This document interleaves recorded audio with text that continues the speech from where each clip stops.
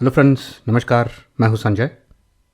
CTET का दिसंबर 2021 examination online mode में conduct किया गया from 16th of December of 2021 till 21st of January of 2022। तो इस एग्ज़ाम में हमें 23 different versions of paper one मिलेंगे और इस वीडियो में हम 4 जनवरी को जो पेपर वन कंडक्ट किया गया उसमें से 30 मैथ्स क्वेश्चन को सॉल्व करेंगे। क्योंकि हम ये 23 पेपर्स में से हर सब्जेक्ट के 30 क्वेश्चन को सॉल्व करेंगे, तो इस सीरीज़ में हम 690 क्वेश्चन सॉल्व करेंगे पर सब्जेक्ट। और ये सारे जो वीडियोस है वो आपको बोथ इंग्लिश और हिंदी वर्जन्स में मिल जाएंगे हमारे चैनल पे। तो चलिए शुरू करते हैं। एक स्क्वायर है जिसका बाउंड्री 16 सेंटीमीटर है। तो इसके 4 कॉर्नर्स में से हम छोटे छोटे squares 1 centimetre into 1 centimetre cut कर देते हैं। तो जो फिगर बचेगा उसका बाउंड्री कितना होगा वो हमें कैलकुलेट करना है। अब अगर एक स्क्वायर है 16 सेंटीमीटर इंटू 60 सेंटीमीटर, इसका मतलब है कि उसका हर एक साइड जो है वो 4 सेंटीमीटर होगा। और अगर हम उसके कॉर्नर में से ऐसे 1 सेंटीमीटर इंटू 1 सेंटीमीटर वाले स्क्वायर्स को कट कर देते हैं, तो इसका मतलब है हम यहाँ से 1 सेंटीमीटर और यहाँ से 1 सेंटीमीटर निकाल रहे हैं, लेकिन इन दोनों साइड में हम 1-1 सेंटीमीटर इंट्रोड्यूस कर रहे हैं। तो इसका मतलब है कि हर एक कॉर्नर में नेट इफेक्ट जो है वो ज़ीरो ही रहेगा, क्योंकि यहाँ पे अगर एक और एक निकाल रहे हैं तो यहाँ पे +1 ऐड कर रहे हैं। तो इसका मतलब है कि नेट जो चेंज है इस कंप्लीट ऑपरेशन में वो ज़ीरो है। अगर स्क्वायर का पहले बाउंड्री 16 सेंटीमीटर था, तो ऐसे 4 small squares of 1 centimetre to 1 centimetre from each corner cut करने के बाद भी उसका जो बाउंड्री है, ये जो इमेज है, इसका बाउंड्री जो है वो अभी भी 16 सेंटीमीटर ही रहेगा। तो ये करेक्ट आंसर है। 2/3 plus something is equal to 11/12। तो इस हमें आइडेंटिफाई करना है कि इस ब्लैंक में क्या आना चाहिए। अब इस क्वेश्चन को सॉल्व करने के लिए इस वर्ड प्रॉब्लम को हमें एक फार्मूला की तरह लिख लेना है पहले। So 2/3 plus something is equal to 11/12। अब इसे सबसे आसान तरीके से अगर हमें सॉल्व करना है तो इस 2/3 को इस सेम डिनोमिनेटर एज 11/12 में कन्वर्ट करना है। तो अगर हम 3 को 4 से मल्टीप्लाई करते हैं तो वो 12 बन जाता है। इसका मतलब है हमें न्यूमरेटर को भी 4 से मल्टीप्लाई करना है, यानी कि 8/12 plus something is equal to 11/12। अब अगर हम 11 में से 8 को माइनस करते हैं तो हमें मिलता है 3 और 12। सो 3/12 यहाँ पे ब्लैंक में आना चाहिए। अब 3/12 जो है वो 3/12 होता है, तो ये करेक्ट आंसर है। मर्लिन के बर्थडे पे उसकी माँ ने एक पैकेट ऑफ टॉफ़ीज़ उसको दिया उसके दोस्तों को देने के लिए, और मर्लिन ने उसको अपने दोस्तों में बांट दिया। तो बांटने के बाद उसके पास सिर्फ 2 टॉफ़ीज़ बचे थे। तो हमें आइडेंटिफाई करना है कि पहले उसके पास कितने टॉफ़ीज़ थे उस पैकेट में। तो अगर उसके पास पहला जो टॉफ़ीज़ का नंबर था वो अगर हम x रख लेते हैं, तो उसने कितने दे दिया, बांट दिए, right. So x minus x into 2/7 minus x into 1/6 minus x into 2/5 minus x into 1/7 is equal to 2, क्योंकि उसके पास 2 टॉफ़ीज़ बचते हैं। अब x यहाँ पे minus x minus x minus x minus x ये चारों टर्म्स में है, तो इसको हम बाहर निकालते हैं। तो अगर हम माइनस एक्स को बाहर निकालते हैं तो ये बन जाएगा 2/7 plus 1/6 plus 2/5 plus 1/7 is equal to 2। अब ये चारों नंबर्स फ्रैक्शंस को हमें ऐड करना है, क्योंकि 7 यहाँ पे 2 बार रिपीट हुआ है। तो इस चारों फ्रैक्शंस का एलसीएम निकालने के लिए हमें सिर्फ 7 इंटू 6 इंटू 5 करना है। तो 7 इंटू 6 इंटू 5 करते हैं तो हमें 210 मिलता है। तो x minus x into 210 by 7 30 ज़ा, तो यहाँ पे 60 प्लस 6 35 ज़ा, देयरफॉर 35 प्लस 5 42 ज़ा, देयरफॉर 84 प्लस 7 30 ज़ा, देयरफॉर 30 इज इक्वल टू 2, यानी x माइनस एक्स इंटू इन चारों नंबर्स को अगर हम ऐड करते हैं तो हमें 209 मिलता है। तो 209/210 इज इक्वल टू 2। अब अगर हमें इसे सिंप्लीफाई करना है, राइट, तो ये 210 निकालना है, तो 210 निकालने के लिए अगर हम सारे टर्म्स को 210 से मल्टीप्लाई कर देंगे तो ये 210 निकल जाएगा, है। यानी कि 210x minus x into 209 is equal to 420, यानी कि 210x minus 209x is equal to 420, यानी कि x इज इक्वल टू 420। तो सिंपल आंसर है 420। एक दुकानदार के पास कुछ अंडे रखे हुए हैं और उसको ये अंडों को ट्रेस में डालना है और एक एक ट्रे का कैपेसिटी जो है वो है 12 एग्स। उसने ऑलरेडी 9 ट्रेस फिलअप कर लिया है, तो उसके पास 5 एग बचे हुए हैं।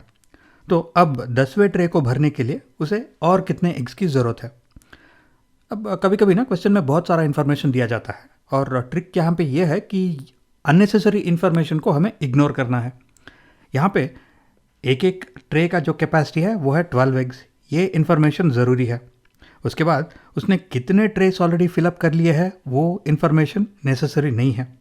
उसके पास कितने एग्स बचे हुए हैं ये इन्फॉर्मेशन हमें चाहिए, तो उसके पास अभी 5 एग बचे हुए हैं। तो अगर एक ट्रे का कैपेसिटी है 12, तो उसके पास अगर 5 एग बचे हुए हैं तो एक और ट्रे फिलअप करने के लिए उसे 12 माइनस 5 7 मोर एग्स की ज़रूरत है। यानी उसके पास अगर 7 और अंडे होंगे तो वो ये 10th ट्रे भी इजीली फिलअप कर सकता है और उसके पास कोई भी अंडा बचा नहीं रहेगा अभी। तो 12 माइनस 5 7, बस इतना ही आंसर और यह है करेक्ट आंसर। सविता एटीएम जाती है कुछ पैसे विड्रॉ करने के लिए और एटीएम से उसे 5 नोट्स ऑफ ₹2000 मिलते हैं, यानी 5 नोट्स ऑफ 2000 और 4 notes of 500, 4 notes of 500, 9 notes of 100, so 9 notes of 100 rupees. तो उसे एटीएम से टोटल कितना अमाउंट मिला, तो ये तीनों अगर हम ऐड करते हैं तो 12,900, तो उसे एटीएम से 12,900 रुपीज़ मिले। जब वो एक्चुअली काउंट करती है तो ये 12,900 काउंट करती है, तो उसे दिखता है कि जितना अमाउंट उसने एंटर किया था उससे कंपेयर करें तो ये अमाउंट शॉर्ट है। तो कितना शॉर्टेज है, 1 नोट ऑफ 2000 और 1 नोट ऑफ 100, यानी शॉर्टेज जो है वो 1 नोट ऑफ 2000 और 1 नोट ऑफ 100, यानी 2100 शॉर्टेज है। तो जब वो एटीएम गई थी तो उसने कितना अमाउंट एंटर किया एटीएम में विड्रॉ करने के लिए, तो जो अमाउंट उसे मिला वो है 12,900 और जो शॉर्टेज है वो है 2100, यानी जो अमाउंट उसने एंटर किया एटीएम में वो है 15,000 रुपीज़। तो करेक्ट आंसर है ऑप्शन 3, 15,000 रुपीज़। अनु एक स्वीट शॉप से 2 kilos 500 grams laddu, 3 kilos 250 grams jalebi और 4 किलोस रसगुल्ला खरीदती है और दुकानदार के पास जो बॉक्सेस है उसकी कैपेसिटी है 750 ग्राम्स पर बॉक्स। तो उस दुकानदार को ये सारे स्वीट्स पैक करने के लिए कितने बॉक्सेस की ज़रूरत होगी, ये हमें कैलकुलेट करना है। अब क्योंकि बॉक्सेस का कैपेसिटी जो है वो ग्राम्स में दिया गया है, तो ये सारे जो दूसरे अमाउंट है स्वीट्स के उन्हें भी हमें ग्राम्स में कन्वर्ट करना है। तो 2 किलोस 500 ग्राम्स यानी 2500 ग्राम्स, फिर 3 किलोस 250 ग्राम्स जो है वो है 3 किलोस 250 ग्राम्स और 4 किलोस इज़ 4000 ग्राम्स। अगर इन तीनों को ऐड करते हैं तो हमें मिलता है 9750 ग्राम्स। अब क्योंकि बॉक्सेस की कैपेसिटी है 750 ग्राम्स पर बॉक्स, तो इस 9750 को अगर हम 750 से डिवाइड करेंगे तो हमें पता चलेगा कि कितने बॉक्सेस चाहिए ये सारे स्वीट्स पैक करने के लिए। तो डिवीजन करते हैं तो 75 1 ज़ा 75 12 ज़ा 900, सो 75 13 ज़ा 975, यानी कि आंसर यहाँ पे है 13। तो दुकानदार को 13 बॉक्सेस चाहिए ये सारे स्वीट्स पैक करने के लिए।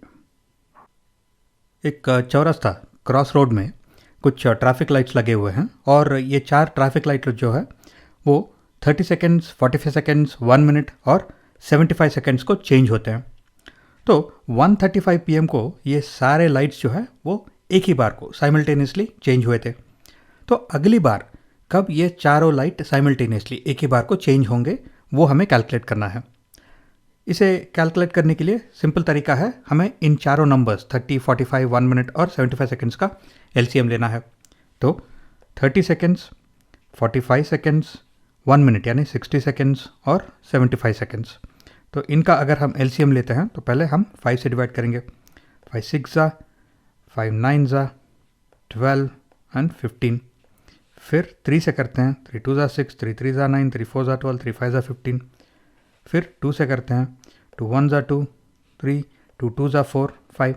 अब क्योंकि सारे यहाँ पे प्राइम नंबर्स ही है तो हम इन सारे नंबर्स को मल्टीप्लाई करते हैं। तो 5 into 3 into 2 into 1 into 3 into 2 into 5 अगर ये सारे मल्टीप्लाई करते हैं तो हमें मिलता है 900।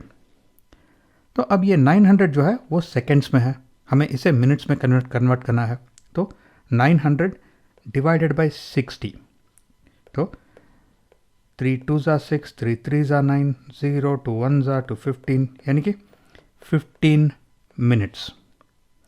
अब लास्ट टाइम ये चारों लाइट जो है वो साइमल्टेनियसली कब चेंज हुए थे? ये 135 को हुए थे। तो 135।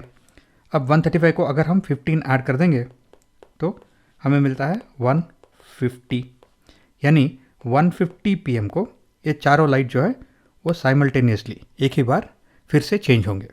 तो आंसर है 150। Ray and Reena have arranged bricks horizontally यानी रे और रीना ने कुछ ईंटों को ऐसे हॉरिजॉन्टली अरेंज किया हुआ है और एक एक ब्रिक का जो लेंथ विड्थ और हाइट है वो है 6 इंचेस 3 इंचेस एंड 3 इंचेस। यानी यहाँ पे हमें हाइट को कंसिडर करना है क्योंकि हमें हाइट मेजर करना है। तो height of each brick is 3 inches. अब ऐसे अगर एक एक करके ईंट अरेंज करते जाएंगे तो हमें कितने ऐसे ईंट चाहिए होंगे to reach a height of 3.5 metres. यानी अगर हमें 3.5 मीटर्स का एक दीवार बनाना है तो ऐसे कितने ईंटों को हमें अरेंज करना होगा एक के ऊपर एक। तो यहाँ पे हाइट जो है वो मीटर में दिया गया है लेकिन ब्रिक्स का जो हाइट है वो इंचेस में है, यानी हमें इस मीटर्स को भी इंचेस में कन्वर्ट करना होगा कैलकुलेशन के लिए। तो 1 मीटर जो है वो रफली 39.4 इंचेस होता है, ये आपको याद रख लेना चाहिए।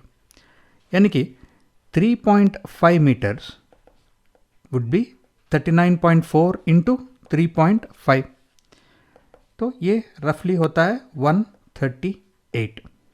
यानी 3.5 मीटर्स जो है वो रफली 138 इंचेस है। अब 138 इंचेस रीच करने के लिए हमें ऐसे 3 इंच के ब्रिक्स अगर हम यूज़ करते हैं तो कितने ब्रिक्स चाहिए होंगे? तो इस 138 को अगर हम 3 से डिवाइड करेंगे तो हमें आंसर मिल जाएगा। सो 3 1 ज़ा, 3 4 ज़ा 12, 3 6 ज़ा 18 यानी कि 46। तो हमें 46 लेयर्स ऑफ ब्रिक्स की ज़रूरत होगी टू रीच 3.5 मीटर। तो आंसर है 46। रमा एक पैकेट के ऊपर कुछ डिटेल्स पढ़ती है कि वो पैकेट जो है डेट ऑफ मैन्युफैक्चर उसका 10th ऑफ जनवरी ऑफ 2021 है और बेस्ट बिफोर है 180 डेज। यानी कि 10th ऑफ जनवरी से अगर हम कैलकुलेट करते हैं 180 डेज यानी कि 6 मंथ्स, तो वो होगा फरवरी मार्च अप्रैल मई जून जुलाई।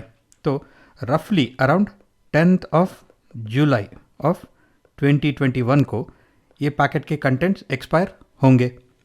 तो रमा ने वो पैकेट को 3rd ऑफ जुलाई 2021 को ही फेंक दिया। तो उसने एक्सपायरी से 7 डेज पहले ही उस पैकेट को फेंक दिया। तो अगर वो उस पैकेट को एक और हफ्ता रखती और यूज़ करती तो कुछ नहीं होता, उसको एक और हफ्ता टाइम था एक्सपायरी डेट तक, राइट। तो अब सारे स्टेटमेंट्स को पढ़ते हैं। पहला है she should throw the packet as the date of expiry has already crossed. ये गलत स्टेटमेंट है क्योंकि डेट ऑफ एक्सपायरी जो है वो 10th ऑफ जुलाई 2021 है और ये पैकेट वो फेंक दिया है on 3rd of July of 2021। तो वो पैकेट एक्सपायर नहीं हुआ था अभी, राइट। अभी भी एटलीस्ट 7 डेज यानी एक हफ्ते का टाइम था एक्सपायरी के लिए। तो ये पहला वाला स्टेटमेंट गलत है। Next, she can still use the packet for 1 more week. ये स्टेटमेंट करेक्ट है क्योंकि अभी उसके पास 7 डेज और थे एक्सपायरी तक, क्योंकि उसने पैकेट जो है वो 3rd को फेंक दिया और एक्सपायरी डेट 10th था, तो उसके पास एक और हफ्ता 7 मोर डेज यानी 1 मोर वीक था। तो ये करेक्ट आंसर है। Next, she can wait for another 6 months as it will get expired after 180 days. ये expiry after 180 days from date of manufacture है, यानी कि 10th ऑफ जनवरी से हमें 180 डेज कैलकुलेट करना है। तो expiry date 10th of July है, उसके पास और 6 महीने तो नहीं थे, तो ये स्टेटमेंट गलत है। और लास्ट स्टेटमेंट है the packet got expired on 10th of June 2021। नहीं, ये गलत है क्योंकि एक्सपायरी डेट जो है 10th ऑफ जुलाई है, नॉट 10th ऑफ जून, तो लास्ट वाला स्टेटमेंट भी गलत है। तो सिर्फ स्टेटमेंट 2 यानी कि उसके पास और एक हफ्ता यानी 7 मोर डेज थे एक्सपायरी डेट तक, ये स्टेटमेंट करेक्ट है। A teacher gave some objects to children that includes a matchbox, a ball, a book, a steel glass and a rope. She asked them to identify the objects which have the most number of corners. यानी एक teacher जो है कुछ objects देती है कुछ बच्चों को, जैसे कि एक मैच बॉक्स, एक बॉल, एक बुक, एक स्टील ग्लास और एक रोप, और बोलती है कि इसमें से वो ऑब्जेक्ट को आइडेंटिफाई करो जिसमें सबसे ज़्यादा नंबर ऑफ कॉर्नर्स है। तो पहले तो इन ऑब्जेक्ट्स में से कौन से ऑब्जेक्ट्स में कॉर्नर्स है फर्स्ट ऑफ ऑल वो हमें आइडेंटिफाई करना चाहिए। तो मैच बॉक्स में कॉर्नर्स डेफिनेटली है, बॉल में कॉर्नर्स नहीं होते, बुक में कॉर्नर्स है, स्टील ग्लास में कॉर्नर्स नहीं होते, और रोप यानी रस्सी में कॉर्नर्स नहीं है। तो सिर्फ मैच बॉक्स और बुक में कॉर्नर्स है। तो अब हम सारे ऑप्शंस को देखते हैं। A rope should be selected as it is longest among the given objects. यहाँ पे हमें लॉन्गेस्ट ऑब्जेक्ट को आइडेंटिफाई नहीं करना है, कौन से ऑब्जेक्ट में सबसे ज़्यादा कॉर्नर्स है वो हमें आइडेंटिफाई करना है। तो रोप यहाँ पे आंसर नहीं हो सकता। Next, book should be selected as it has more number of corners than match box. अब अगर आप एक बुक और एक मैच बॉक्स को कंपेयर करते हो तो दोनों कीबॉर्ड शेप्स है, राइट। दोनों में equal number of corners, equal number of faces, equal number of edges होते हैं। यानी बुक और मैच बॉक्स जो है वो सिमिलर टाइप ऑफ ऑब्जेक्ट्स है। तो book should be selected as it has more number of corners than match box, ये गलत ऑप्शन है क्योंकि बुक में और मैच बॉक्स में इक्वल नंबर ऑफ कॉर्नर्स होते हैं। और नेक्स्ट ऑप्शन है match box and book should be related as both of them can be classified in the same category of objects having edge, face and corners. ये correct answer है क्योंकि match box और book दोनों cuboidal shape में है और दोनों related है क्योंकि दोनों सिमिलर टाइप ऑफ ऑब्जेक्ट्स है, राइट। और दोनों में equal number of faces, edges, corners है। तो ऑप्शन 3 करेक्ट आंसर है। लास्ट वाला, ball should be selected as it has infinite corners. नहीं, बॉल में कोई भी कॉर्नर नहीं होता, तो ये इनकरेक्ट है। तो सिर्फ ऑप्शन 3 यहाँ पे बेस्ट आंसर है। A closed shape made up of 3 और more than 3 line segments is called what. यानी अगर हम एक क्लोज्ड शेप बनाते हैं 3 लाइन सेगमेंट्स को यूज़ करके, तो वो एक ट्रायंगल बन जाता है। और अगर हम मोर देन 3 लाइन सेगमेंट्स को यूज़ करते हैं जैसे कि 4, राइट, तो अगर हम 4 लाइन सेगमेंट से एक क्लोज्ड शेप बनाते हैं तो वो एक स्क्वायर बन सकता है या फिर एक रेक्टेंगल बन सकता है। तो यहाँ पे आंसर है पॉलीगॉन, क्योंकि ट्रायंगल भी एक पॉलीगॉन है, ट्रायंगल एक सिंपलेस्ट पॉलीगॉन है, राइट। और स्क्वायर, रेक्टेंगल ये सारे भी पॉलीगॉन्स है। तो क्योंकि यहाँ पे 2 शेप की बात हो रही है या 2 से ज़्यादा शेप्स की बात हो रही है, तो बेस्ट आंसर है पॉलीगॉन। आंसर ट्रायंगल हो सकता था अगर यहाँ पे हमें क्वेश्चन में बताया जाता कि a close shape made up with only 3 line segments, लेकिन यहाँ पे 3 और मोर देन 3 की बात हो रही है। तो इसका मतलब है हम ट्रायंगल भी बना सकते हैं या फिर मोर देन 3, एक स्क्वायर या फिर एक रेक्टेंगल या फिर एक पेंटागन, हेप्टागन, कुछ भी बना सकते हैं। तो बेस्ट आंसर है पॉलीगॉन। एक शहर में रात के 9 बजे टेम्परेचर जो है वो 23.5 डिग्री सेंटीग्रेड है और टेम्परेचर जो है वो कम हो रहा है, गिर रहा है at the rate of 0.7 degree centigrade every hour. तो हमें कैलकुलेट करना है कि कितने बजे टेम्परेचर जो है वो 17.2 डिग्री सेंटीग्रेड पहुंच जाएगा। अब इसे कैलकुलेट करने के लिए पहले अब हम 9 o'clock का जो टेम्परेचर है वो लिख लेते हैं। यहाँ पे यह है 23.5 डिग्रीज और हमें कौन से टेम्परेचर तक पहुँचना है वो है 17.2 डिग्रीज। तो 17.2 डिग्रीज, तो अगर हम इसे माइनस करते हैं तो हमें मिलता है 6.3 डिग्री सेंटीग्रेड। तो डिफरेंस जो है अब का टेम्परेचर और जो टारगेट टेम्परेचर है उसके बीच में जो डिफरेंस है वो है 6.3 डिग्री सेंटीग्रेड और टेम्परेचर जो है वो 0.7 डिग्री सेंटीग्रेड पर आवर के रेट पे कम हो रहा है। यानी अगर हम इस 6.3 को 0.7 से डिवाइड करते हैं तो हमें मिल जाएगा कि कितने घंटों में ये टेम्परेचर 23.5 से 17.2 डिग्रीज आ जाएगा। तो सिंप्लिसिटी के लिए हम इन दोनों को 10 से मल्टीप्लाई करते हैं तो हमें मिलता है 63 डिवाइडेड बाई 7। तो 7 1 जा 7, 9 जा यानी 9।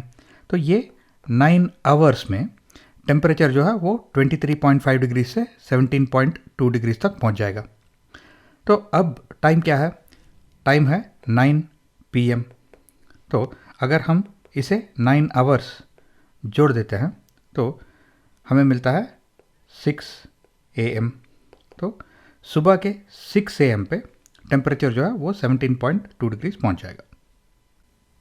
Which of the following statements is true for the mean and median of the scores given below?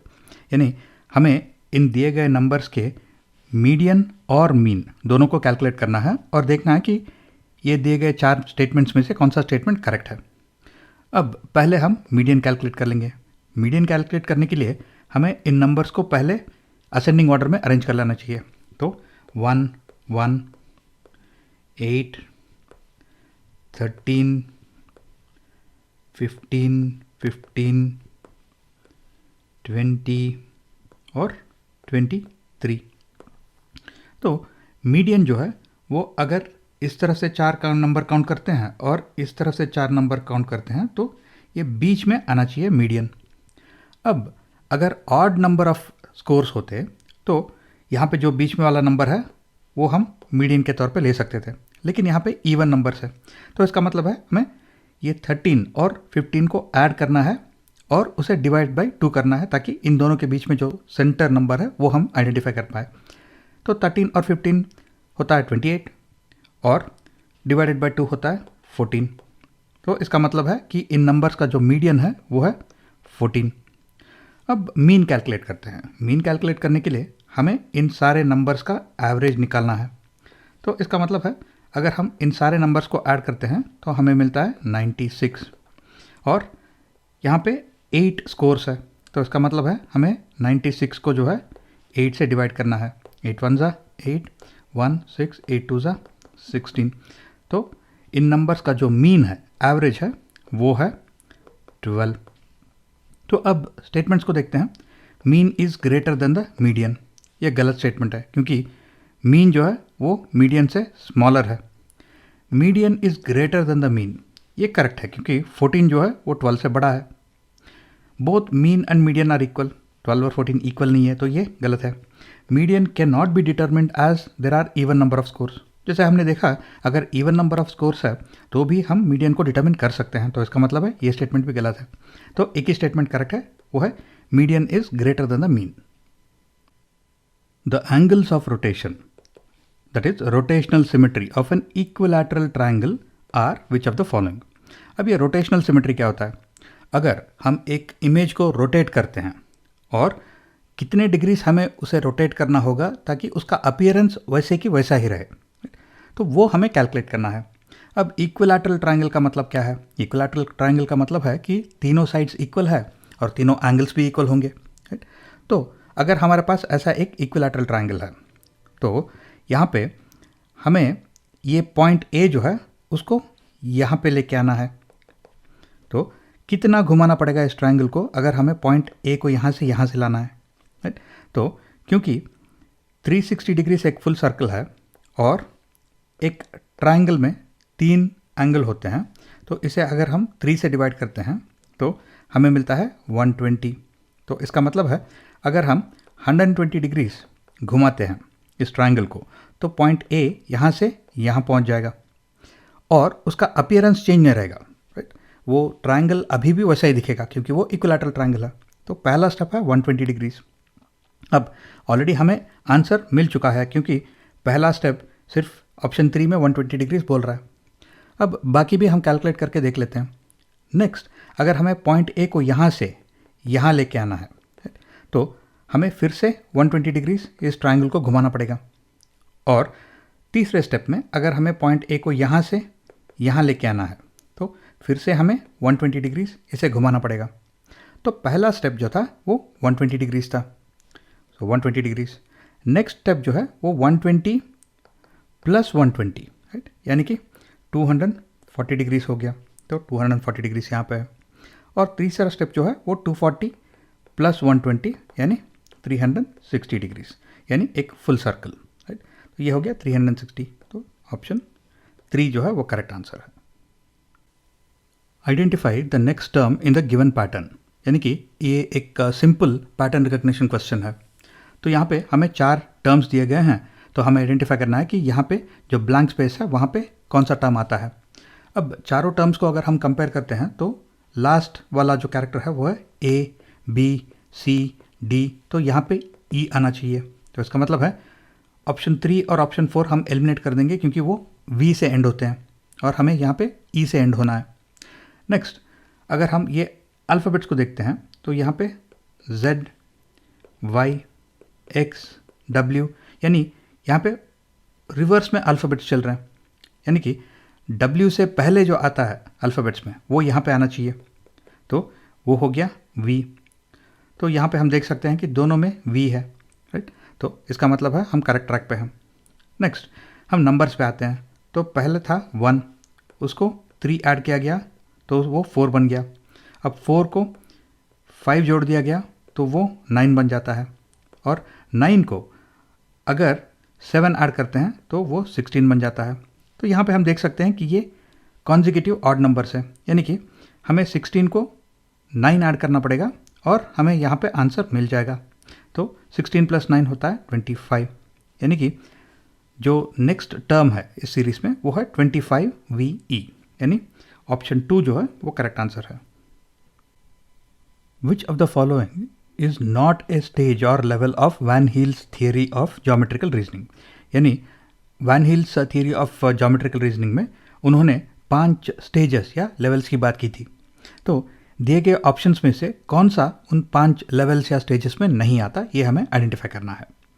तो अगर हम वैन हील्स थियरी को देखते हैं, उसमें जो स्टेजेस दिए गए हैं उनको एक बार देखते हैं। तो पहला है विजुअल, नेक्स्ट एनालिसिस, फिर एब्स्ट्रैक्शन, फिर आता है डिडक्शन। अब डिडक्शन जो है वो एबिलिटी होता है टू प्रूव थियरम्स डिडक्टिवली। तो एक्सियम्स को हम थियरम भी बुला सकते हैं। तो एक्सियोमैटिक भी डिडक्शन के अंदर ही आता है, और लास्ट को आता है रिगर। तो अब हम आंसर ऑप्शंस को देखते हैं। तो विजुअलाइजेशन यहाँ पे है, नेक्स्ट कॉन्क्रीट ऑपरेशन इस लिस्ट में नहीं है, और एनालिसिस यहाँ पे है, और एक्सियोमैटिक जो है वो डिडक्शन के नीचे आता है क्योंकि एक्सियम यानी थियरम। तो अब कौन सा ऑप्शन जो है वो वैन हील्स थियरी में स्टेजेस या लेवल्स में नहीं आता, वो है कॉन्क्रीट ऑपरेशन। तो ऑप्शन 2 जो है वो आंसर है।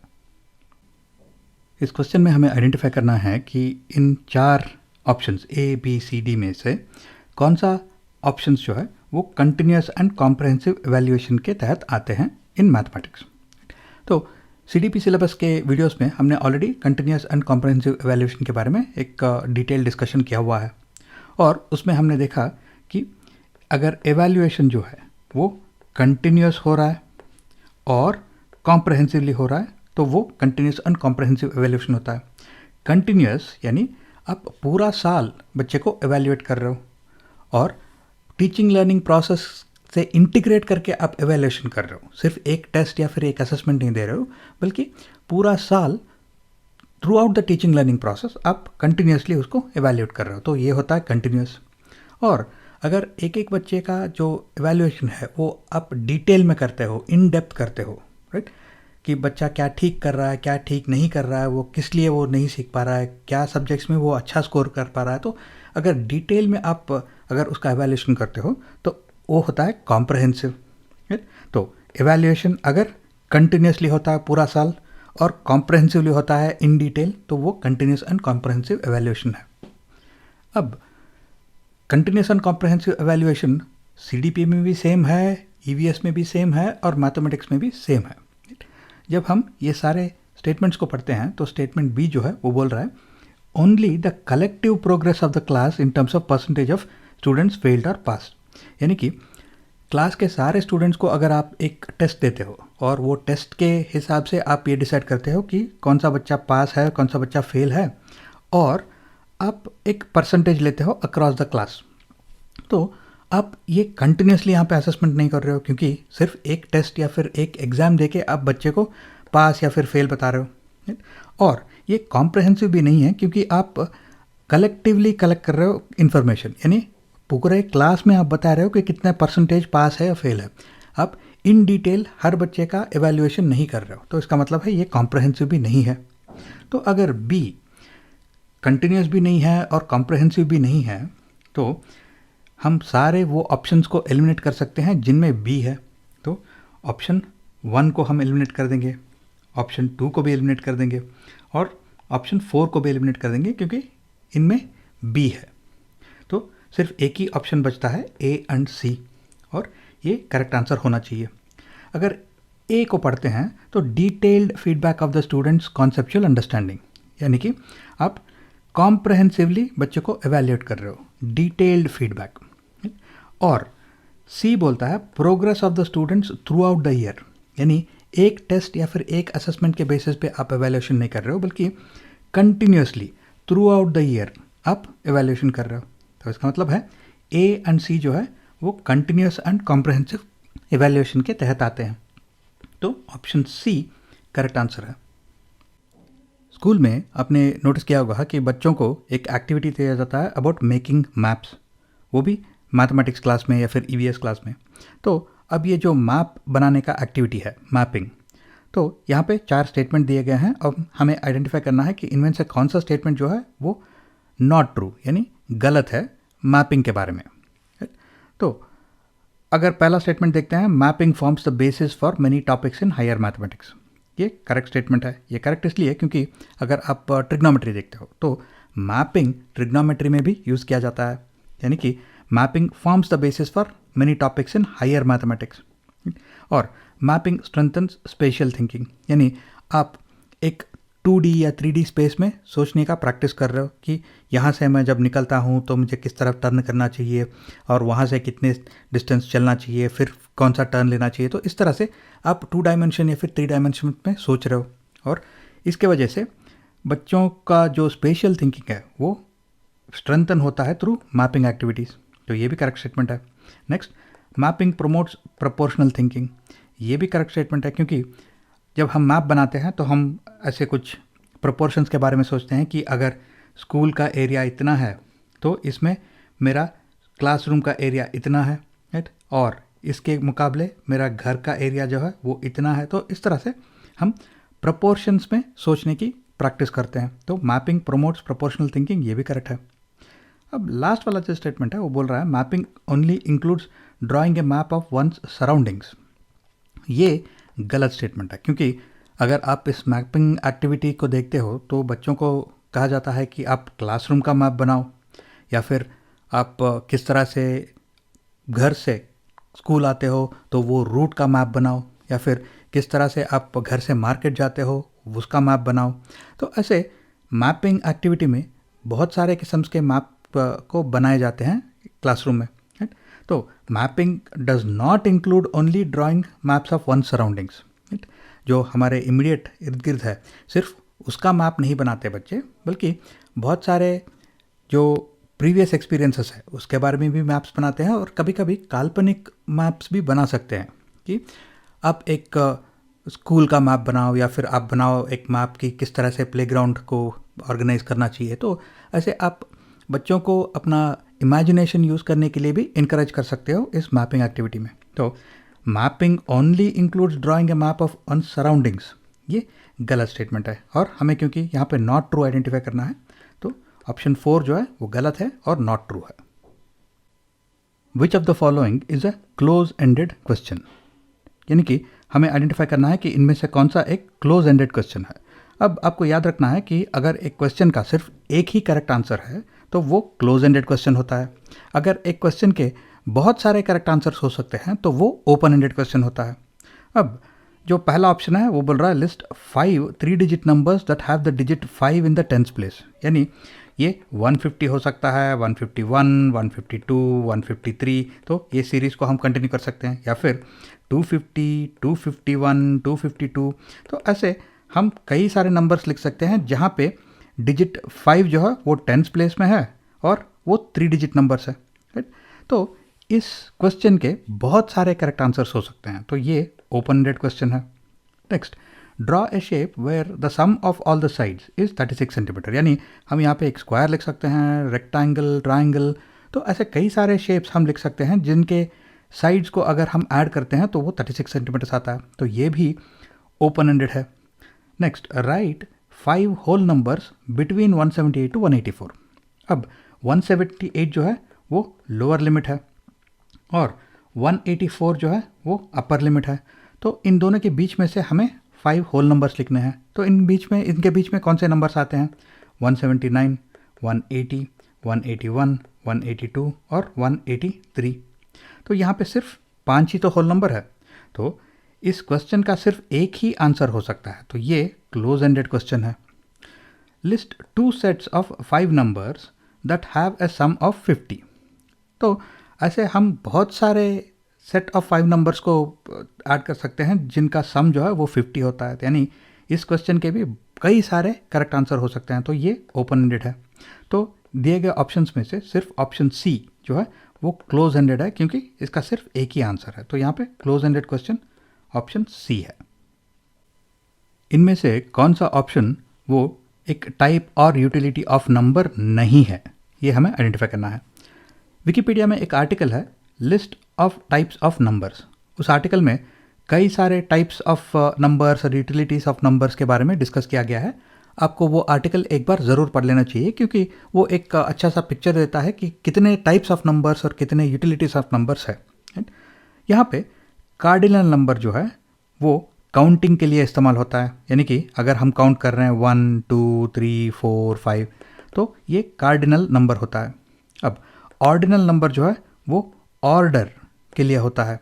यानी कि अगर हम बोलते हैं कि मैं क्लास में फर्स्ट आया, मैं क्लास में सेकंड आया या फिर मैं क्लास में 10th आया, तो यहाँ पे आप ऑर्डर की बात कर रहे हो, तो ऑर्डर ऑर्डिनल नंबर होता है।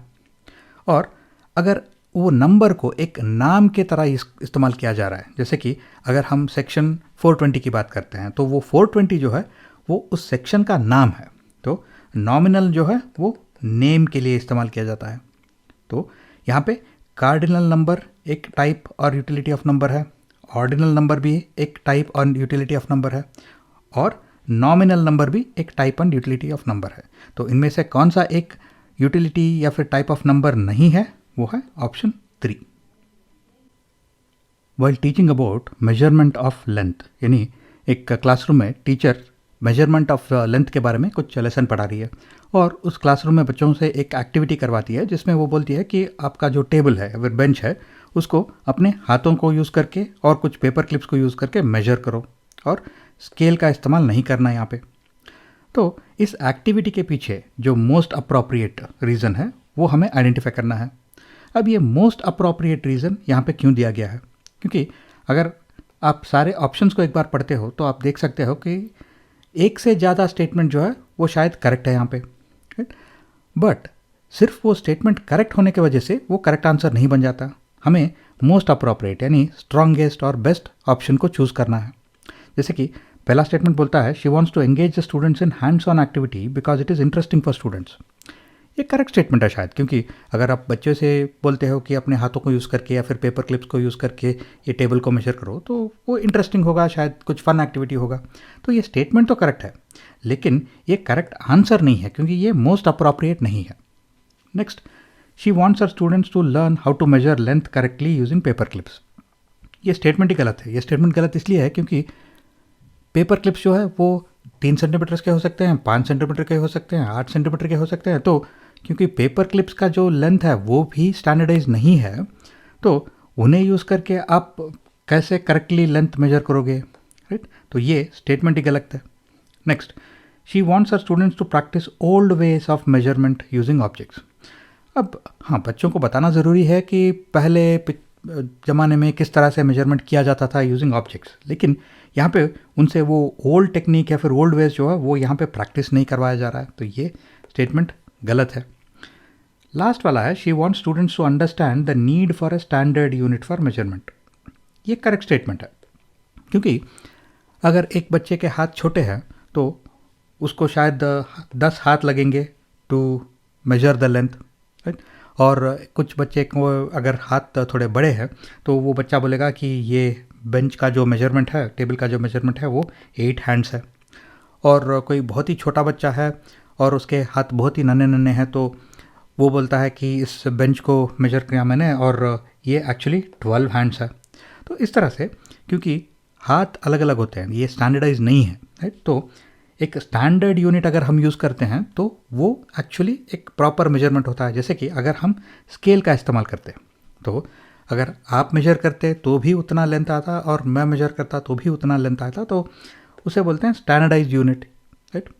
तो she wants the students to understand the need for standardize units, यानी कि मेजर करने के बाद आप बच्चों को बता सकते हो कि देखो एक एक को एक एक मेजरमेंट मिला, तो इसका मतलब है कि कौन करेक्ट है कौन रॉन्ग है ये बताना मुश्किल है, नामुमकिन है, क्योंकि ये सारे आंसर जो है ये करेक्ट है, लेकिन अगर हमें लेंथ प्रॉपरली मेजर करना है तो यहाँ पे हमें स्टैंडर्डाइज यूनिट की ज़रूरत है। तो ये लास्ट ऑप्शन जो है वो मोस्ट अप्रोप्रिएट या फिर स्ट्रॉन्गेस्ट रीज़न है। एक प्राइमरी स्कूल मैथमेटिक्स टीचर जो है वो अपने क्लास में लेंथ मेजरमेंट के टॉपिक पे कुछ लेसन सिखा रही है और वो बोलती है बच्चों से कि सब अपने अपने रूलर निकालो। तो बच्चे थोड़े कंफ्यूज हो जाते हैं कि ये टीचर जो है वो किंग या फिर क्वीन के बारे में क्यों बोल रही है, वो भी मैथमेटिक्स क्लास में। क्योंकि यहाँ पे रूलर जो है, अगर आप स्पेलिंग देखते हो जिस तरह से ये वर्ड को प्रोनाउंस किया जाता है, तो अगर हम मैथमेटिक्स क्लास में रूलर वो शब्द का इस्तेमाल कर रहे हैं तो हम एक स्केल को रेफ़र कर रहे हैं। लेकिन अगर हम हिस्ट्री क्लास में या फिर जब इंग्लैंड के बारे में पढ़ रहे हैं तो वहाँ पे हम रूलर बोलते हैं, तो वहाँ पे रूलर जो है किंग या फिर क्वीन होता है। तो ऐसे वर्ड्स को होमोनिम बुलाया जाता है, यानी कि इन वर्ड्स के स्पेलिंग और इन वर्ड्स का जो प्रोनाउंसिएशन जो है वो किस तरह से साउंड करते हैं वो सेम होते हैं, लेकिन उनका मीनिंग जो है वो अलग अलग होता है, किस कॉन्टेक्स्ट के ऊपर डिपेंड करता है, राइट। तो इन्हें बोलते हैं होमोनिम्स। तो ऐसे सिचुएशन में जहाँ पे ऐसे होमोनिम्स को लेके कन्फ्यूजन है, तो टीचर को किस तरह से इस कन्फ्यूजन को, इस चैलेंज को एड्रेस करना चाहिए, ये हमें आइडेंटिफाई करना है। पहला है by asking the English language teacher to teach the word meanings of such words.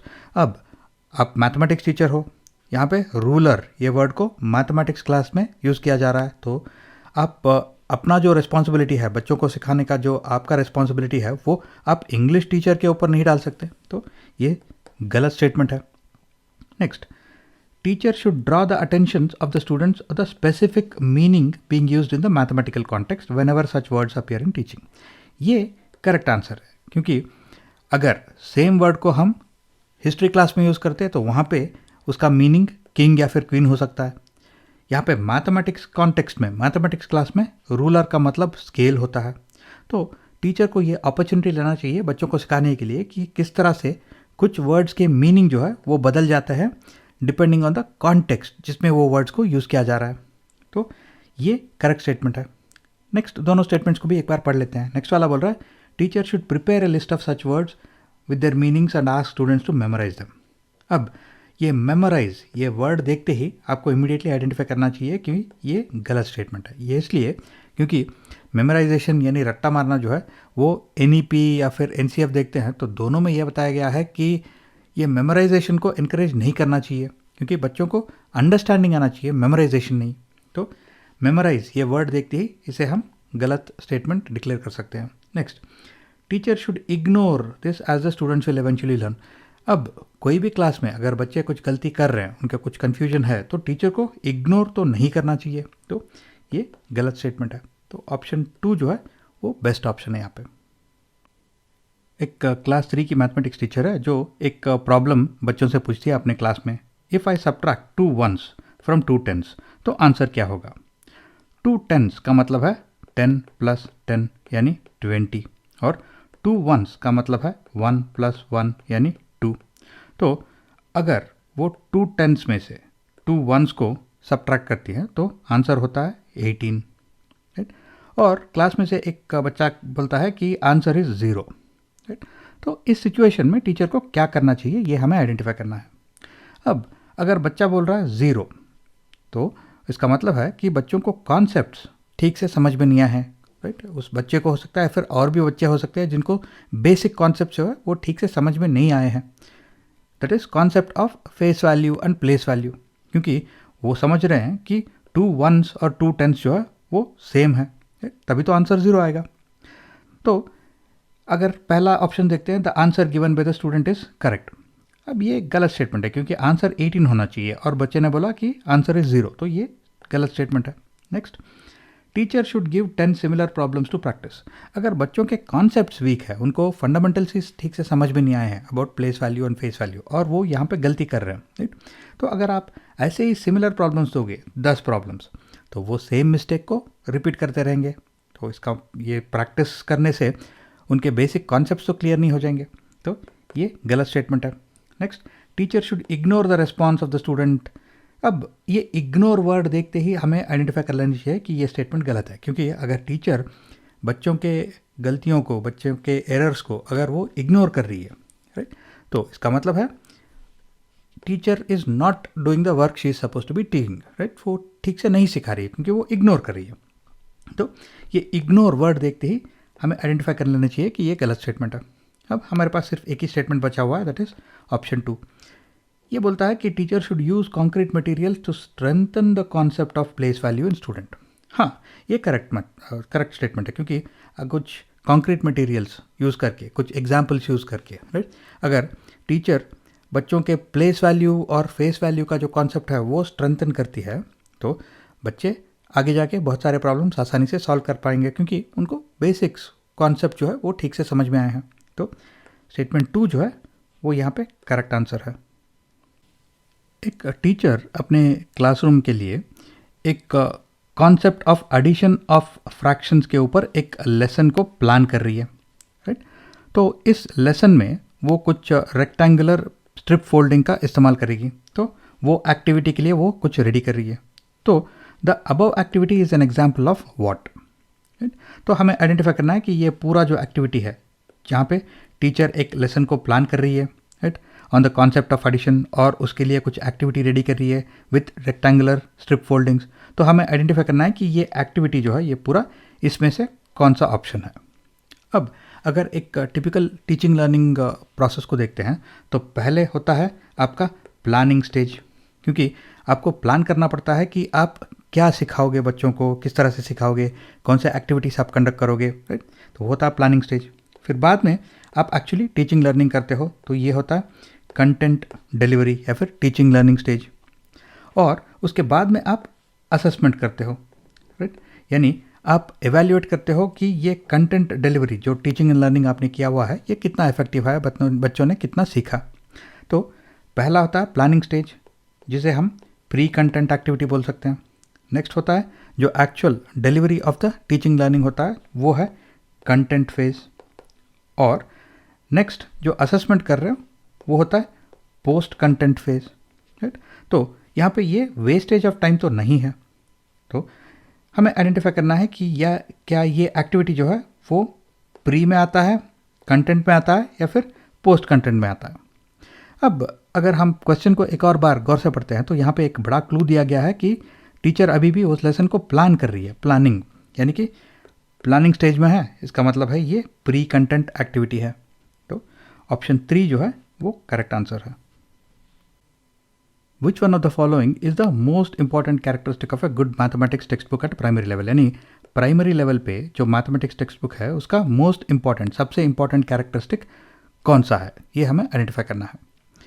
अब यहाँ पे जो ऑप्शंस दिए गए हैं उनको अगर हम पढ़ते हैं तो ये मोस्ट इंपॉर्टेंट, ये वर्ड्स का इंपॉर्टेंस हमें समझ में आता है, क्योंकि मोस्ट इंपॉर्टेंट हमें ये क्लू दे रहा है कि दिए गए ऑप्शंस में से 2 या 3 या इवन 4 स्टेटमेंट्स भी करेक्ट हो सकते हैं। तो हमें उन करेक्ट स्टेटमेंट्स में से मोस्ट इंपॉर्टेंट, जो सबसे इंपॉर्टेंट है, वो हमें आइडेंटिफाई करना है, राइट। सिर्फ एक स्टेटमेंट के करेक्ट होने की वजह से वो करेक्ट आंसर नहीं बन जाता। तो concept should be introduced through context, ये करेक्ट आंसर है, क्योंकि अगर आप बच्चों को proper context, proper examples use करके कॉन्सेप्ट सिखाते हो, जैसे कि अगर पहले बच्चों को बोलते हो कि तुम्हारे पास 3 एप्पल है और तुम्हारा दोस्त जो है वो और 3 एप्पल तुम्हें देता है, तो तुम्हारे पास अभी कितने एप्पल है, राइट। तो आप इस तरह से 3 + 3 = 6, ये कॉन्सेप्ट जो है वो एक एग्जाम्पल के थ्रू, एक कॉन्टेक्स्ट के थ्रू आप बच्चों को समझा रहे हो, वो भी जिस कॉन्टेक्स्ट से बच्चे रिलेट कर पाते हैं, जिसको वो बच्चे समझ पाते हैं। तो ये स्टेटमेंट जो है ये करेक्ट है। Next, it should only contain numerous questions for practice. तो अगर उसमें सिर्फ ओनली कंटेन यानी सिर्फ बहुत सारे क्वेश्चन है प्रैक्टिस करने के लिए, तो बच्चों को अगर बेसिक कॉन्सेप्ट्स ही ठीक से समझ में नहीं आए तो वो ज़्यादा प्रैक्टिस क्वेश्चंस लेके क्या करेंगे, तो ये गलत स्टेटमेंट है। Next, it should be attractive and colourful, ये करेक्ट स्टेटमेंट है, क्योंकि यहाँ पे हमें प्राइमरी लेवल बच्चों के लिए मैथमेटिक्स टेक्स्ट बुक लेना है। तो अगर वो बहुत ही डल है, सिर्फ ब्लैक एंड वाइट में है, तो बच्चे बहुत जल्दी शायद उस बुक को देखने के लिए बोर हो जाएंगे, राइट। तो वो टेक्स्ट बुक भी अट्रैक्टिव होना चाहिए, कलरफुल होना चाहिए, तो ये स्टेटमेंट तो करेक्ट है। Next, concept should be introduce through formal algorithms, यानी अगर आप एडिशन को डायरेक्टली एक फॉर्मल अल्गोरिदम, दैट इज 6 + 6 = 12 या फिर 3 + 3 = 6, तो ऐसा एक फॉर्मल अल्गोरिदम या फिर फार्मूला यूज़ करके अगर आप कॉन्सेप्ट्स को इंट्रोड्यूस करते हो तो बच्चों के समझ में कुछ नहीं आएगा, तो ये गलत स्टेटमेंट है। यानी कि हमारे पास अभी 2 करेक्ट ऑप्शंस है, तो हमें इन दोनों में से मोस्ट इंपॉर्टेंट, जो सबसे इंपॉर्टेंट है, वो हमें आइडेंटिफाई करना है। तो should be attractive and colourful, ये ठीक स्टेटमेंट है, लेकिन ये बेस्ट आंसर या फिर बहुत मोस्ट इंपॉर्टेंट नहीं हो सकता, तो इसे हम एलिमिनेट कर देंगे। Concept should be introduce through context with relevant examples, तो ये मोस्ट इंपॉर्टेंट है, तो ऑप्शन 1 जो है वो यहाँ पे करेक्ट आंसर है। National Curriculum Framework 2005 considers that mathematics involves a certain way of thinking and reasoning. The vision can be realized by which of the following? यानी नेशनल करिकुलम फ्रेमवर्क जो है वो एक certain way of thinking and reasoning, that is mathematical thinking and mathematical reasoning की बात करता है। तो उस मैथमेटिकल रीजनिंग और मैथमेटिकल थिंकिंग कैपेबिलिटी को अगर हमें डेवलप करना है बच्चों में, तो इनमें से कौन सा ऑप्शन जो है वो बेस्ट है, ये हमें आइडेंटिफाई करना है। अब पहला, giving special coaching to student, यहाँ पे हम mathematical thinking, mathematical reasoning develop करने की बात कर रहे हैं, कोई आईआईटी या फिर आईआईएम एंट्रेंस की बात नहीं कर रहे हैं, तो स्पेशल कोचिंग ये बेस्ट अप्रोच नहीं हो सकता। नेक्स्ट, री writing all the text books of mathematics, ये भी करेक्ट ऑप्शन नहीं हो सकता, क्योंकि कई सारे बहुत अच्छे टेक्स्ट बुक्स हैं, जो टेक्स्ट बुक्स में कोई खामी नहीं है, लेकिन जो उन टेक्स्ट बुक्स को यूज़ करके हम टीचिंग लर्निंग कर रहे हैं क्लासरूम में, उसको हमें मॉडिफाई करना है, ना कि टेक्स्ट बुक्स को। तो यहाँ पे री writing all the text books of mathematics, ये डेफिनेटली गलत स्टेटमेंट है। Next, emphasising on solving problems given in the text books, अब बच्चों को कॉन्सेप्ट्स, बेसिक्स ठीक से समझ में नहीं आए हैं, तो अगर वो सिर्फ टेक्स्ट बुक में दिए गए प्रॉब्लम्स को सॉल्व करेंगे तो क्या हम कैसे ये बता सकते हैं कि उनको वो कॉन्सेप्ट्स और बेसिक्स वो ठीक से समझ में आए हैं। तो अगर सॉल्विंग प्रॉब्लम्स पे एम्फसाइज कर रहे हैं, उसको ही ज़्यादा इंपॉर्टेंस दे रहे हैं, तो ये करेक्ट स्टेटमेंट नहीं हो सकता।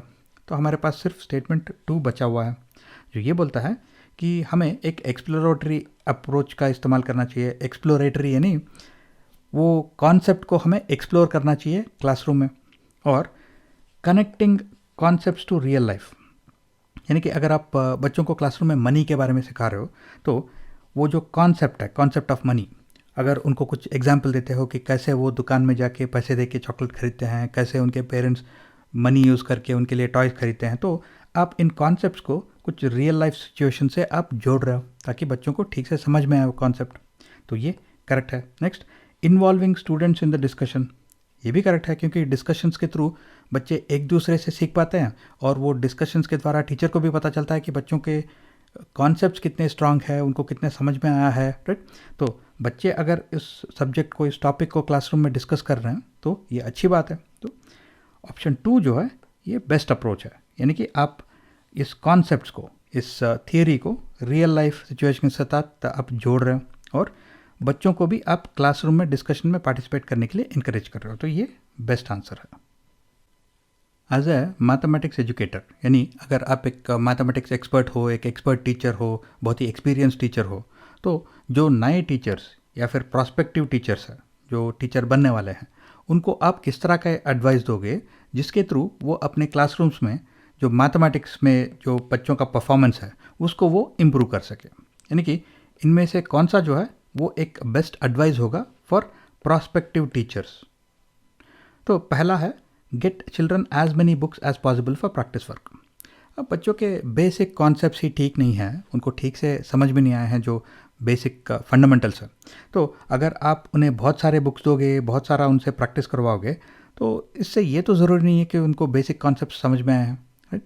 तो अगर वो कुछ गलतियाँ कर रहे हैं, तो अगर उन्हें बहुत सारे बुक्स मिल जाते हैं, बहुत सारा प्रैक्टिस उनसे करवाते हो, तो वो गलतियों को भी बहुत सारा प्रैक्टिस करेंगे, तो ये एक अच्छा एक अप्रोच नहीं हो सकता। Next, advice parents for tutoring children at home. अब कुछ बच्चों के पेरेंट्स बहुत ही वेल एजुकेटेड हो सकते हैं, कुछ बच्चों के पेरेंट्स शायद कम पढ़े लिखे हैं। तो अगर आप बच्चे को पेरेंट्स को बोल रहे हो कि घर में बच्चों को ट्यूटर करो, बच्चों को सिखाओ, तो आप अपना रिस्पॉन्सिबिलिटी एज ए टीचर आप पेरेंट्स के ऊपर डाल रहे हो, तो ये सही अप्रोच नहीं हो सकता। Next, help children make connections between conceptual and procedural knowledge. ये एक बहुत ही अच्छा एडवाइस है, क्योंकि अगर बच्चों को जो क्लास में थियरी सिखाया जा रहा है, राइट, तो अगर वो कॉन्सेप्ट्स को बच्चे प्रोसीजरल नॉलेज यानी जो रियल लाइफ सिचुएशन है उससे वो कनेक्ट कर पाते हैं, तो उसके थ्रू बच्चों के जो कॉन्सेप्ट्स है, फंडामेंटल्स है, वो क्लियर हो जाते हैं।